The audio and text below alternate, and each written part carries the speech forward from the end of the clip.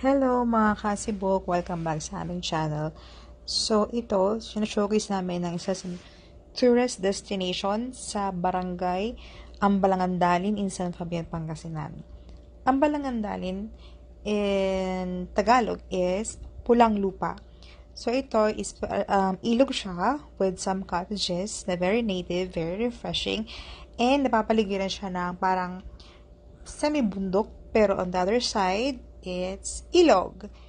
Fresh water yan, so mag-enjoy yung buong pamilya, you can bring your family and mag-picnic sa mga cottages. Hindi lang ako sure kung magkano ang pagbayad per cottage, but one thing is for sure, very, very affordable.